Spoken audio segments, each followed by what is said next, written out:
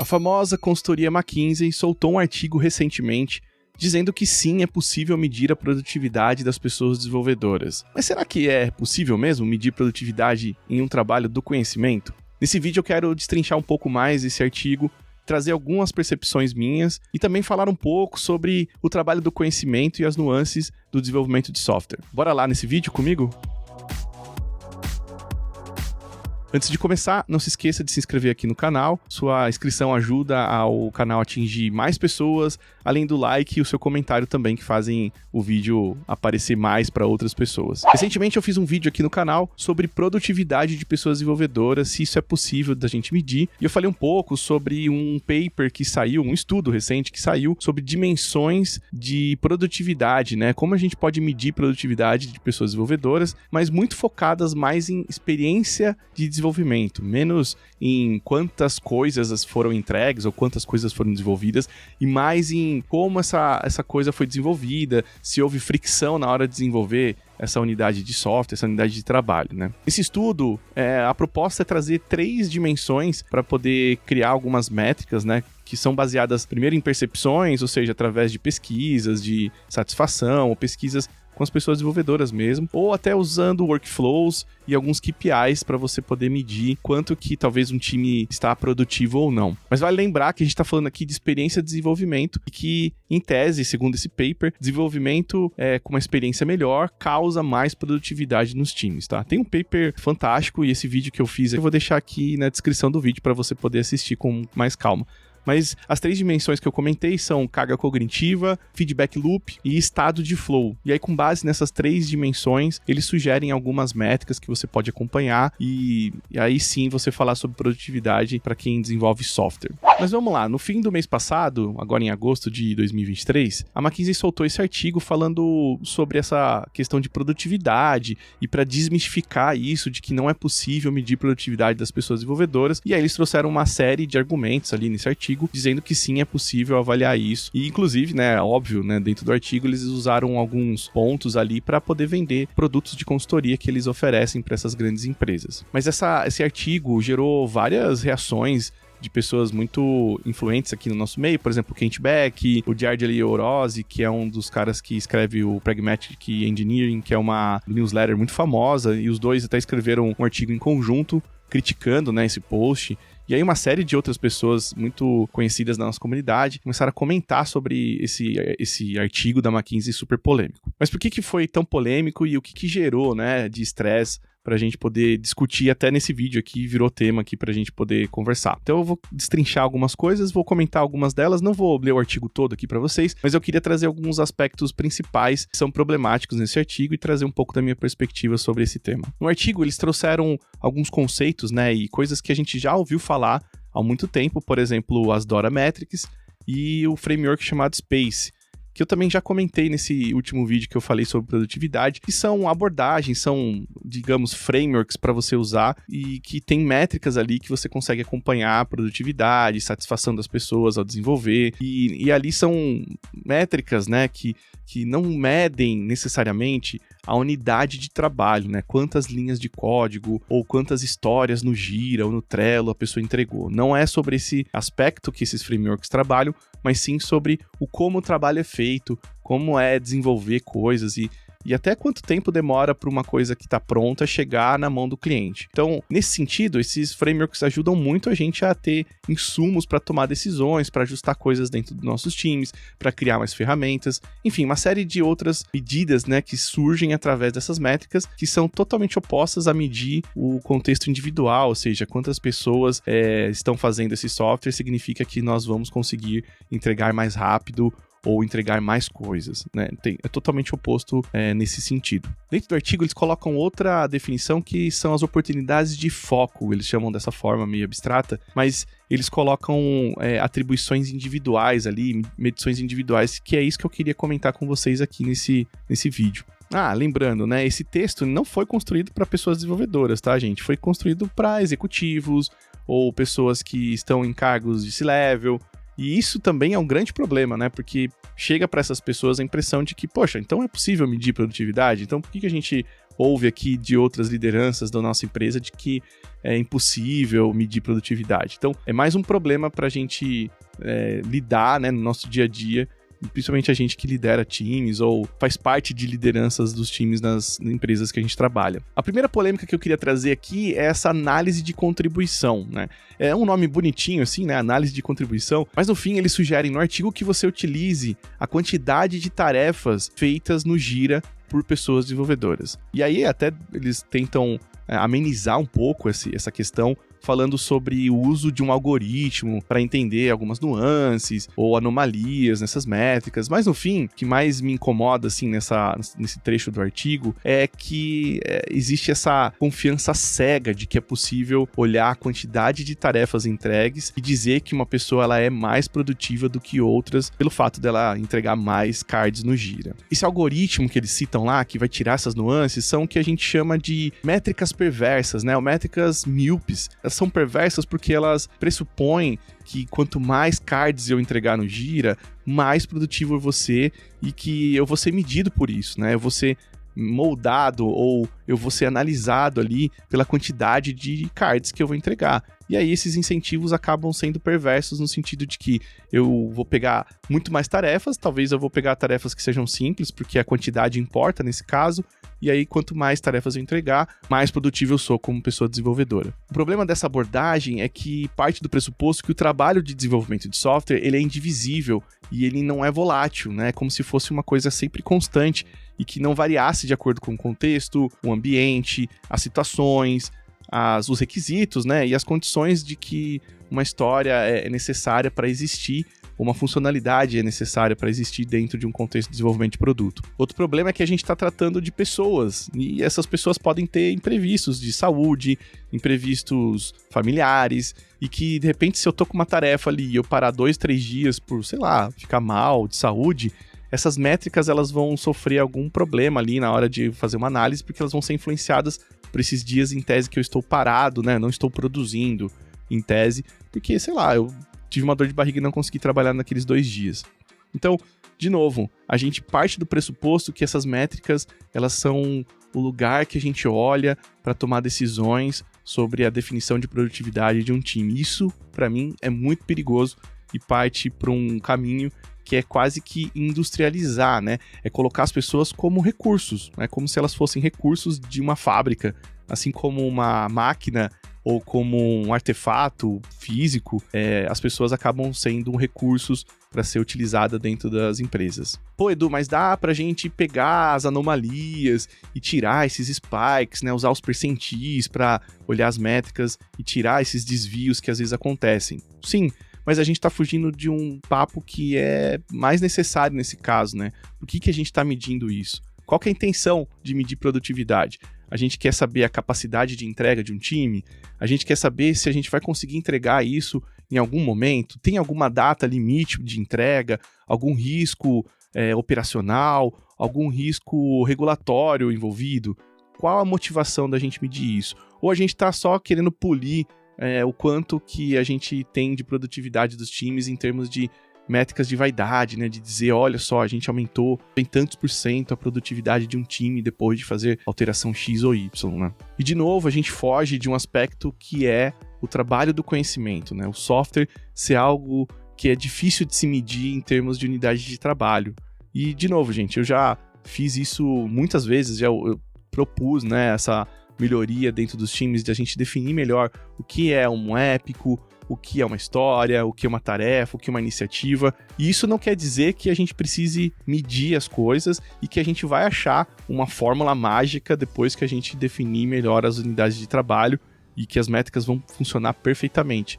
Para mim é uma ilusão a gente achar que essas métricas elas deviam servir como base para tomada de decisão. Infelizmente, é uma realidade dura de se ouvir, mas desenvolvimento de software é um trabalho do conhecimento. E aí eu vou entrar um pouquinho mais nesse aspecto do que é um trabalho do conhecimento, usando outros exemplos que não são desenvolvimento de software. Mas antes de entrar nesse exemplo, tem outras coisas que esse ponto de medir por cards, né, ou medir produtividade me incomoda, que é o contexto, o background das pessoas, né, as vivências que essas pessoas têm em contextos diferentes. Então, um time que tem pessoas mais júniores ou mais iniciantes no mercado, que não passaram por diversas empresas ou diversos contextos, elas não vão ter né, no seu cinturão ali de utilidades, conhecimentos que vão ser capazes de ajudar a gente a construir uma história do zero com algum conhecimento que já foi adquirido em outros lugares.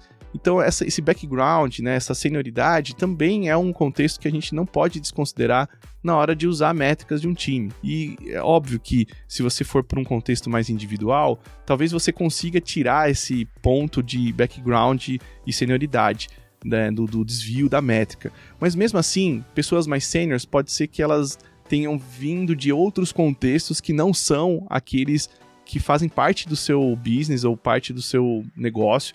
Então essas pessoas talvez nem tenham conhecimento profundo do negócio para ajudar, e num primeiro momento elas vão ter dificuldade sim de contribuir de uma forma mais rápida ou mais eficiente para que as entregas consigam fluir de uma forma mais produtiva, digamos assim. E o pior efeito colateral, né, de aplicar métricas que medem cards no Jira, assim como, por exemplo, muitas empresas faziam antigamente, né, de olhar quantos commits a pessoa fez, quantos pull requests essa pessoa entregou, o fato de a gente começar a medir esse tipo de coisa me lembra de uma frase que o Lula, que é um grande amigo meu, ele é CTO numa empresa de educação hoje, e ele sempre dizia essa frase, inclusive a gente já gravou Dev na Estrada e alguns podcasts juntos falando sobre essa temática, que é: métricas moldam comportamentos. As métricas, elas vão sim moldar alguns comportamentos, no sentido de que, se eu for aplicar uma métrica de produtividade baseada em cards no Jira, as pessoas naturalmente vão começar a pegar histórias menores, ou até na hora de escrever essas histórias vão pensar nessa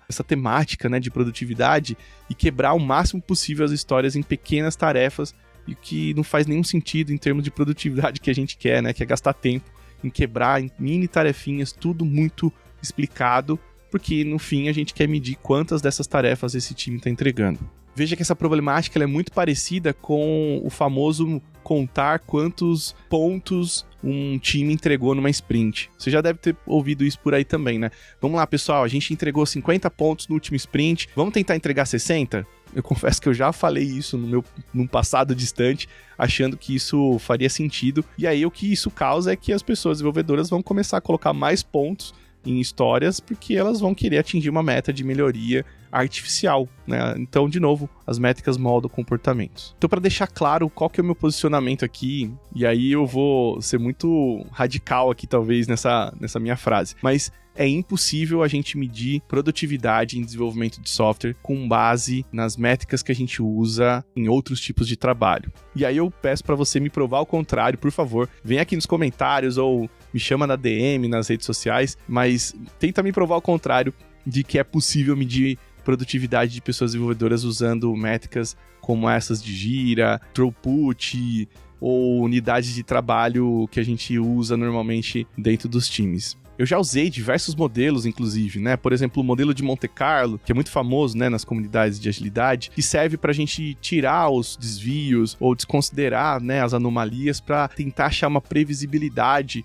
de entrega com base no histórico, né? Então, imagina que um time entregou 20 histórias no passado, e aí, com base nesse tempo e com base nessa quantidade de trabalho, você consegue estimar ali, tirar as anomalias e estimar quantos pontos ou histórias esse time consegue entregar no futuro. E aí, muitas pessoas agilistas acabam utilizando isso para ter um cheiro ali na hora de definir próximas histórias ou capacidade de entrega desses times. O problema é que esses modelos nunca funcionam perfeitamente. Eu, particularmente, já usei diversas vezes e eu nunca vi isso funcionar de uma forma precisa. Sempre falta uma semana, ou menos, ou mais, e nunca é uma precisão que a gente consegue definir e cravar datas como muita gente gosta de definir. E o mais importante, esses modelos, eles desconsideram o que é o desenvolvimento de software em si, né? O trabalho do conhecimento, que é utilizar a criatividade para resolver problemas. Por mais que a gente trabalhe com coisas lógicas, como algoritmos, estrutura de dados, esses campos da ciência da computação, no nosso dia a dia a gente tenta resolver problemas de usuários, a gente tenta resolver problemas de produto, problemas reais ali, que eles não são do campo da lógica. A gente usa essas coisas do campo da lógica para resolver problemas, mas não são elas que determinam a nossa produtividade, o quanto que a gente conseguiu ser eficiente ao entregar um código. Talvez você conseguir escrever um código de uma forma melhor, se você ter ferramentas que te ajudam a fazer testes unitários com massa de dados, ou testes de integração, ou até o seu deploy ser feito com uma facilidade maior, talvez sim, isso ajude a gente a ser mais eficiente. E é o que, por exemplo, esse paper, esse estudo que eu cito no começo do vídeo,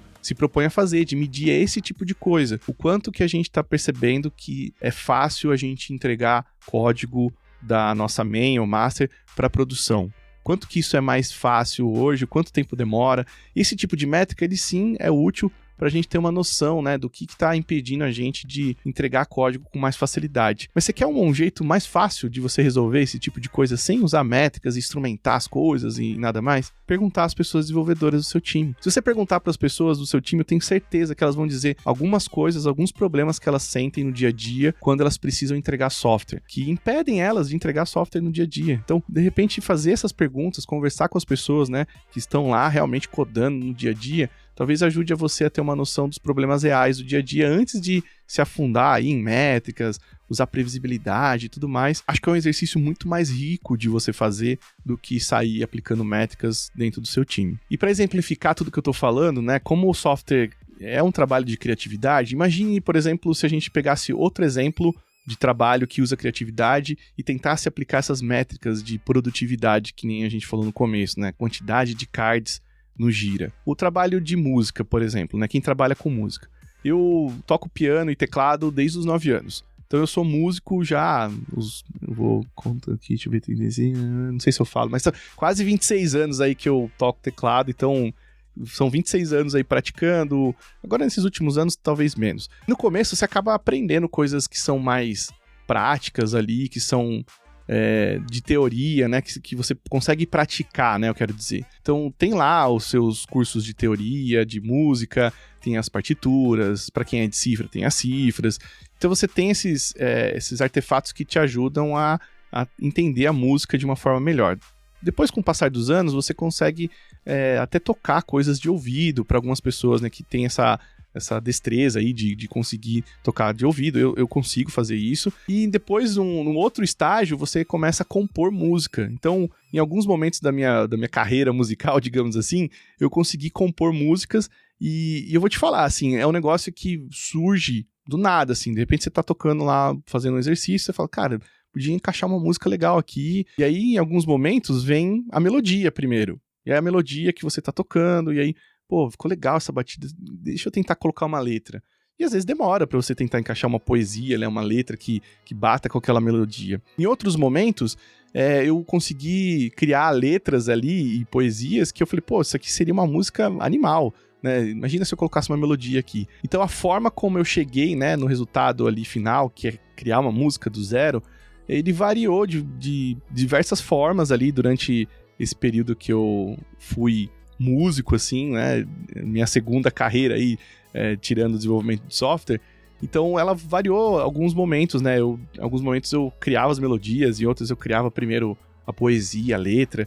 Então, só para ter uma ideia, assim, de que talvez o trabalho de criatividade, ele surge de diversas formas, né, o que importa mesmo é o resultado final, que é a música que você vai compor. E principalmente esse tempo, né, para você criar uma música, ele varia muito. Tem gente que às vezes tem travas, né, de criação. Essa trava de criatividade é muito comum com quem trabalha, né, com trabalho de criatividade e conhecimento. De novo, não dá para medir quantidade de músicas, né, e olhar uma música que demorou talvez meses para ser composta e comparar com uma outra que surgiu na hora do banho, por exemplo, em 10 minutos você conseguiu criar uma música ali na sua cabeça. Então, de novo, o software ele tem um pouco dessa característica, embora a gente tenha ferramentas e coisas que nos ajudam a propor soluções e chegar em soluções de software de forma mais rápida do que uma música, que é algo mais abstrato e que depende um pouco mais da criatividade no seu auge, né, de uso mesmo. Para finalizar, eu não estou aqui dizendo que é impossível a gente medir eficiência. Claro que não é esse o ponto. A gente até consegue entender se a gente está conseguindo ser eficiente ou não, de novo com base nessas métricas que eu citei no começo do vídeo. A grande mensagem que eu queria deixar para você é que o trabalho de desenvolvimento de software não é comparável a uma indústria que produz lá um insumo e um produto final que tem toda uma linha de montagem, né? Tem o seu começo, meio e fim, você sabe estimar, né, o quanto do começo para o fim demorou, quantas unidades de produto foram produzidas no fim dessa linha de produção, e até muita gente usa essa definição de esteira, né, essa nomenclatura para desenvolvimento de software, que eu acho super errado, né, porque, de novo, parte do pressuposto que a esteira ela é contínua e a gente é uma máquina de produção ali contínua, o software sempre entra de um jeito e sai de outro, e que, na verdade, é muito distante dessa realidade da indústria que a gente ouve por aí, né. Então, algumas métricas, elas podem, de fato, ajudar a gente, né, por exemplo, o quanto tempo demora para a gente fazer um deployment, né, o quanto que um código pronto fica parado ali até ele chegar na mão de um cliente, que ajuda a gente até a enxergar o nosso processo de deployment, né, o quanto que às vezes a gente fica parado ali com um código que já podia estar na mão dos clientes, e essa métrica ajuda muito a gente a gerar mais eficiência na hora de entregar software. Ou até mesmo dentro do desenvolvimento de software, o quanto que os nossos testes estão demorando para rodar nas nossas pipelines. Enfim, tem uma série de métricas que a gente pode olhar com carinho e que elas não vão moldar os nossos comportamentos. E que elas vão sair dessa armadilha, né, de colocar as pessoas em caixinhas e medir as individualidades. E a gente começa a focar mais no sistema, né? Como o sistema está funcionando para que o código chegue em produção e chegue na mão do cliente, que no fim é o que a gente quer, entregar valor para os nossos clientes de uma maneira mais eficiente e no fim das contas é o que a gente chama de eficácia, que é o conjunto da nossa eficiência, o quanto a gente consegue fazer aquilo sem fricção, né? O trabalho sem fricção, a experiência das pessoas desenvolvedoras importa muito nesse processo, e o quanto que o nosso cliente está dando feedback de que aquela entrega, aquele valor que ele recebeu em mão, faz sentido para ele e resolve alguma dor que ele estava tendo antes de usar aquele produto. Talvez esse foco em produtividade que a gente tem buscado muito nos últimos anos tenha cegado a gente na busca do real problema, que é diminuir essa fricção e melhorar a experiência das pessoas desenvolvedoras dentro das empresas. E talvez seja a hora da gente olhar com mais carinho o trabalho das pessoas desenvolvedoras, ouvir elas no nosso dia a dia e deixar o trabalho mais leve para que elas consigam de fato focar naquilo que é essencial, que é a entrega de valor para os clientes. Mas e você? Qual a sua opinião, né? Você acha também que é possível medir produtividade? Ou você acha que talvez a gente deva focar na experiência das pessoas desenvolvedoras? Comenta aí no vídeo, queria muito ouvir sua opinião. Lembrando, não deixa de se inscrever, deixar seu like e também divulgar aí para as pessoas que você conhece, para a gente poder trocar essa ideia aqui nos comentários ou onde quer que esse vídeo apareça para você. Beleza? Te vejo no próximo vídeo, um abraço e até mais.